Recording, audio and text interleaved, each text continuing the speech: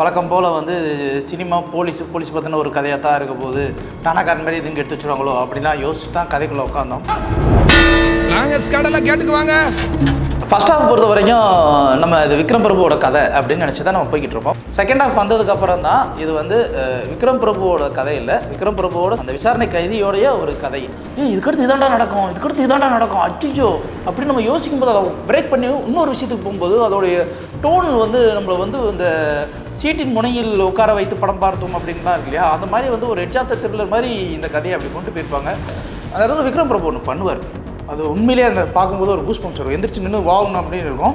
ஏன்னா அந்த ஷார்ட் ஃப்ரேமே சூப்பராக இருந்துச்சு. முஸ்லீம்னா தீவிரவாதியா அப்படிங்கிற ஒரு விஷயம், அதுக்கு வந்து அவர் ஒரு விளக்கம் கொடுப்பார். உண்மையிலேயே ஒரு கைதட்டல், ஒரு அப்ளாஸான ஒரு விஷயம். மனுஷ மக்களாக வாழ்கிற இடத்துல வந்து மதத்தை ஏன்டா நீங்கள் பெரிய தூண்டுகோலை பிடிச்சி நிற்கிறீங்க அப்படிங்கிற கேள்வியை செவில் அடித்த மாதிரி இருக்கும். பொதுவாகவே சிறைவாசம் அப்புறம் சிறைக்குள்ள கதைகள் அப்படின்னும் போது அந்த கதையை வந்து நீங்கள் ஒரு ராவாக கொடுத்தா தான் நல்லாயிருக்கும் அப்படின்னு நிறைய படங்கள் அப்படி தான் வந்திருக்கு.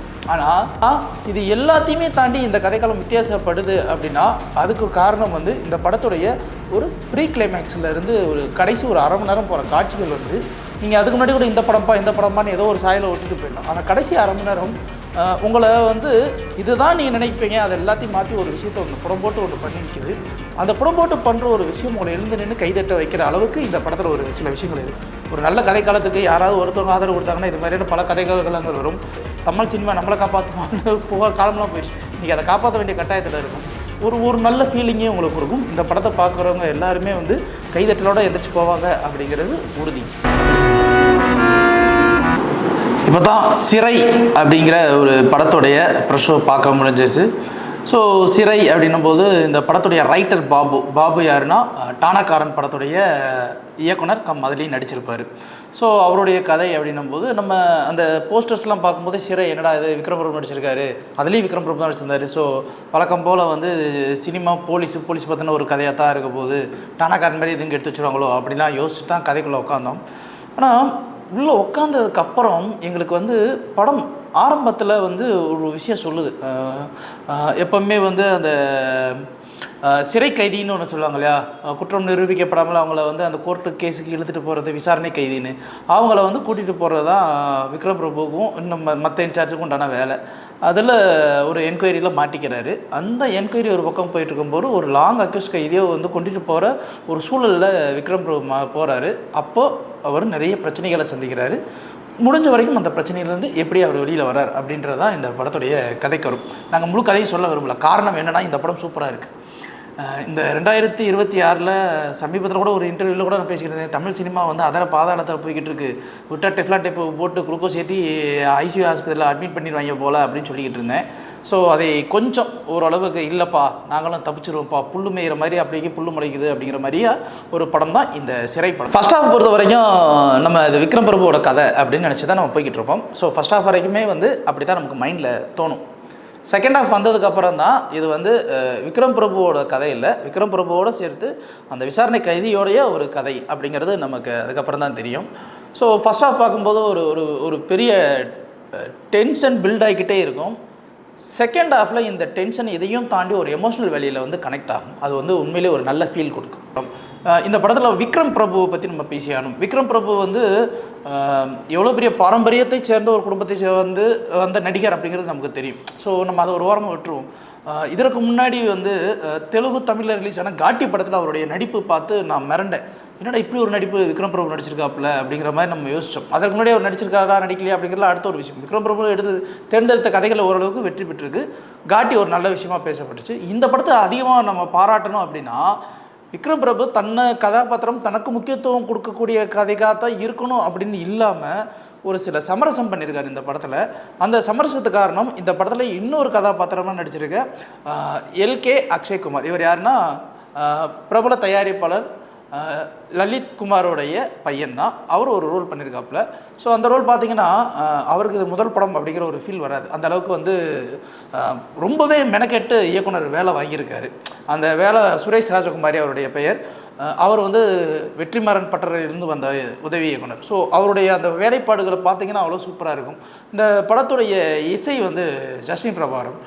ஜஸ்டினுடைய மியூசிக் எப்போவுமே வந்து ஒரு யூனிக்காக இருக்குங்க. ஆனால் இந்த படத்தில் வந்து பார்த்திங்கன்னா ஒவ்வொரு காட்சியும் வந்து நமக்கு வந்து ஒரு பிரமிப்பு கொடுக்குது. இதுக்கடுத்து இதாண்டா நடக்கும் அச்சோ அப்படின்னு நம்ம யோசிக்கும் போது அதை பிரேக் பண்ணி இன்னொரு விஷயத்துக்கு போகும்போது அதோடைய டோன் வந்து நம்மளை வந்து இந்த சீட்டின் முனையில் உட்கார வைத்து படம் பார்த்தோம் அப்படின்லாம் இருக்கு இல்லையா, அந்த மாதிரி வந்து ஒரு எட்ஜ் ஆஃப் த த்ரில்லர் மாதிரி இந்த கதையை அப்படி கொண்டு போயிருப்பாங்க. படத்தில் ஓப்பனிங் ஷாட் ஒன்று இருக்கும். ஒரு சிறை கைதி வந்து ஒரு கேங்ஸ்டரோட மிளகா பொடியை தூவி அடிச்சுட்டு தப்பிச்சு போக ட்ரை பண்ணுவாப்புல. இந்த ட்ரை பண்ணும்போது அந்த காட்சி வந்து ஒரு மாதிரியாக இருக்கும். அதாவது போலீஸ்காரனா என்ன நினைப்போம் ஓப்பனாக, போலீஸ்காரனை யார் வேணாலும் வெட்டலாம். ஆனால் இப்போது ரவுடி வந்து போலீஸ்காரன் என்ன வேணாலும் பண்ணலாம், ஆனால் போலீஸ்காரர் ரவுடி எதுவுமே பண்ணக்கூடாது, முட்டி கீழே தான் சுடணும் அப்படின்னு ஒரு இடத்துல அந்த இடத்துல விக்ரம் பிரபு ஒன்று பண்ணுவார். அது உண்மையிலேயே அந்த பார்க்கும்போது ஒரு கூஸ் பம்ப்ஸ் வரும், எந்திரிச்சு நின்று வாங்கணும் அப்படின்னு இருக்கும். ஏன்னா அந்த ஷார்ட் ஃப்ரேமே சூப்பராக இருந்துச்சு. அதுக்கடுத்து கூட போலீஸ்காரங்களுக்குள்ளே இருக்கிற பிரச்சனையே என்ன தெரியுமா, கவர்மெண்ட் சம்பளம், இதை தாண்டி வந்து வேலையை காப்பாற்றிக்கிறணும், கவர்மெண்ட் வேலையை அப்படிங்கிற ஒரு படபடப்பு ஒன்று ஓடிக்கிட்டே இருக்கும் தெரியுமா. அதை அழகாக படம் பிடிச்சிட்டு விசாரணை கமிஷன் அப்படின்னு உள்ளே வரும்போது அந்த விசாரணை கமிஷனில் வந்து உண்மையை கூட சொல்ல முடியாமல் காப்பாற்றுங்கன்னு கெஞ்சுற இடத்துல ஒருத்தர் நெஞ்சை நிமித்தி நின்று நாங்கள் என்னங்க தப்பு பண்ணோம், 8 மாதமாக நாங்கள் நிற்கிறோம், குற்றவாளி எங்களை அறுவல் எடுத்து வெட்டுனா எந்த இதுவும் கிடையாது, அதே இது நாங்கள் அவங்கள வந்து இது பண்ணால் அது தப்புங்கிறீங்க, விசாரணைங்கிறீங்க, அவன் தப்பிச்சு ஓடிட்டேன்னா அதுக்கு எங்கள் மேலே தான் கேஸ் போடுறீங்க, நாங்கள் ஒன்று அங்கே போகிறதா இல்லை இங்கே போகிறதான்னு ஒரு கேள்வி கேட்பார். அதை வந்து அந்த கேள்வி இப்போ கேட்கும்போது உண்மையிலே இது கேட்டு தான் ஆகணும். ஏன்னா போலீஸ்காரர் ஒரு இடத்துல நியாயமாக ஒருத்தன் பேசுகிறா அப்படின்னா இந்த இடத்துல லஞ்சங்கிற ஒரு விஷயம் ஒழியும், அந்த இடம் ஒரு பெரிய வாவ் அப்படிங்கிற ஒரு ஃபேக்டர்.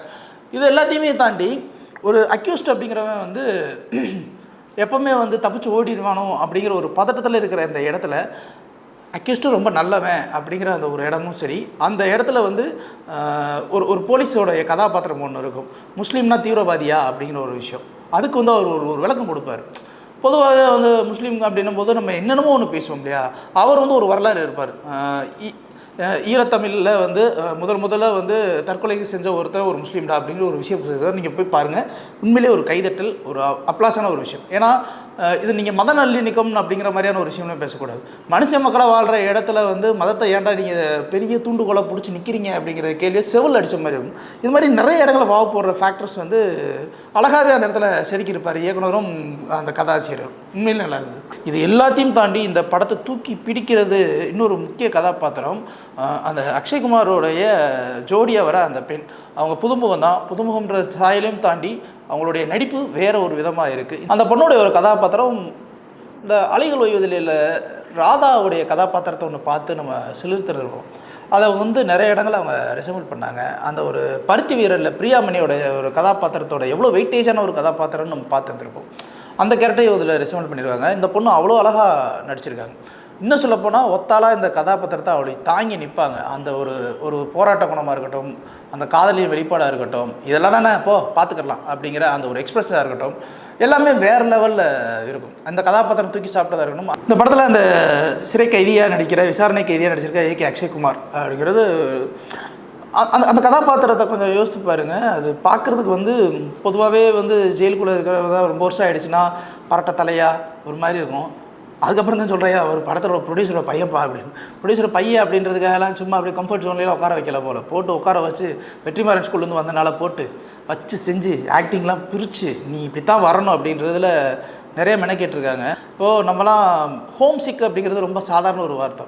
ஒரு நாள் நம்ம வீட்டில் அம்மா அப்பாட்ட பேசலினாலே நம்ம வருத்தப்படுவோம். ஆனால் ஜெயிலில் எந்த ஒரு ஆக்சஸும் இருக்காது, சொந்தமே இல்லை, தன்னுடைய காதலியை மட்டும்தான் எங்கேயாவது ஒரு இடத்துல பார்க்கணும் அப்படின்னு ஏங்குற இடத்துல தான் காதலிகிட்ட பார்க்கும்போது அந்த இடத்துல நம்ம வந்து சுத்தபத்தமாக இருக்கணும் அப்படின்ற இடத்துல யோசிக்கும்போது எத்தனையோ அவமானங்களை அவன் கடந்து வருவான், எத்தனையோ அசிங்கங்களை அவன் கடந்து வருவான்.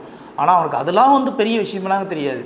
அது எல்லாத்தையும் தாண்டி தன்னுடைய காதலி அந்த இடத்துல இருக்கா அப்படின்ற அந்த ஒரு இடத்துல எல்லாத்தையும் மறந்து நின்று ஒரு எக்ஸ்பிரஷன் கொடுப்பாரு. அந்த இடத்துல வந்து அவர் ஸ்கோர் பண்ணிட்டார்.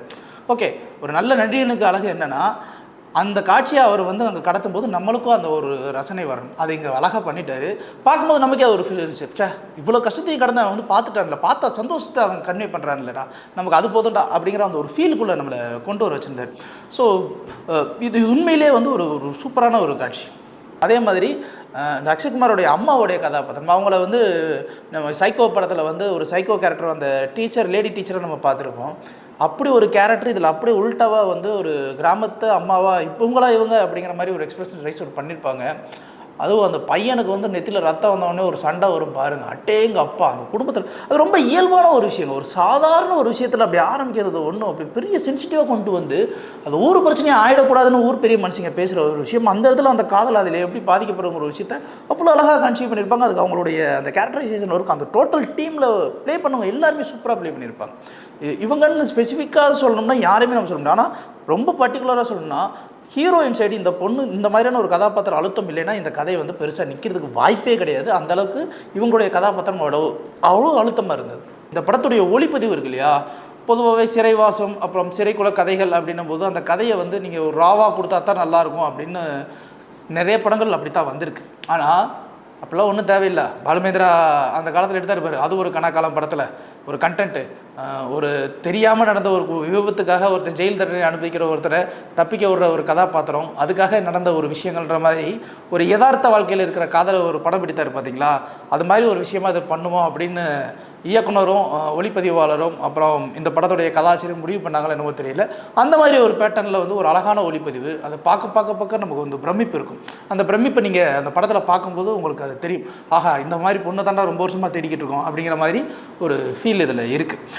ஆனால் இது எல்லாத்தையுமே தாண்டி இந்த கதைக்காலம் வித்தியாசப்படுது அப்படின்னா அதுக்கு காரணம் வந்து இந்த படத்துடைய ஒரு ப்ரீ கிளைமேக்ஸில் இருந்து ஒரு கடைசி ஒரு அரை மணி நேரம் போகிற காட்சிகள் வந்து நீங்கள் அதுக்கு முன்னாடி கூட இந்த படம்பான்னு ஏதோ ஒரு சாயலை ஒட்டிட்டு போயிடலாம். ஆனால் கடைசி அரை மணி நேரம் உங்களை வந்து இதுதான் நீங்கள் நினைப்பீங்க, அதை எல்லாத்தையும் மாற்றி ஒரு விஷயத்தை ஒன்று பண்ணி வைக்குது. அந்த புடம்போட்டு பண்ணுற ஒரு விஷயம் உங்களை எழுந்து நின்று கைதட்ட வைக்கிற அளவுக்கு இந்த படத்தில் ஒரு சில விஷயங்கள் இருக்குது. நல்ல படத்தை மட்டுமே பேசுவோம் அப்படின்ற ஒரு முடிவுக்கு தான் பேசியிருக்கு. சில படங்கள் நல்லா ஓடணும். இந்த படத்தில் அங்கே இப்போ பேசுகிறதுக்கு காரணம் என்னன்னா, இவ்வளோ நல்லா இருக்குது, விக்ரம் பிரபு ஒரு நல்ல நடிகர், அவருக்கு வந்து ஒரு பெரிய ஆப்பர்ச்சுனிட்டிஸ் கிடைக்கல, இங்கே ஹீரோயிசம்னே ஓடிக்கிட்டு திரியிறோம். ஒரு நல்ல கதை காலத்துக்கு யாராவது ஒருத்தவங்க ஆதரவு கொடுத்தாங்கன்னா இது மாதிரியான பல கதைகளங்கள் வரும். இந்த படத்தோடைய கதாசிரியரும் முன்னாள் இயக்குனரும் டானாக்காரன் படத்தோடைய இயக்குனர் ப்ளஸ் வந்து நடிகர், அவருடைய இந்த கதைக்களம்லாம் வந்து போலீஸ் அகாடமிக்குள்ளே நடக்கிற எவ்வளோ விஷயங்களை வந்து நம்ம தெரியாமலே இருப்போம். அவர் அவ்வளோ தூரத்துக்கு வெளியில் கொண்டு வந்து உண்மையை சொல்லி வர்றாரு. உண்மையிலேயே அது வந்து ஒரு பெரிய பாராட்டுதலுக்குரிய ஒரு விஷயம். போலீஸ்காரனா ஒன்று லஞ்சம் வாங்குவான், இல்லை போலீஸ்காரனா இப்படிப்பட்ட ஒருத்தர் அப்படின்றது தாண்டி போலீஸ்காரனுக்குள்ளே இருக்கிற கிரே சைடு, போலீஸ்காரனுக்குள்ளே இருக்கிற நல்லவே ரெண்டுமே வந்து ஒருத்தர் கொடுக்குறேன்னா அவருக்கு ஏற்கனவே போலீஸ் டிபார்ட்மெண்ட்டில் இருந்துட்டு வேலையை விட்டு வந்திருக்காரு.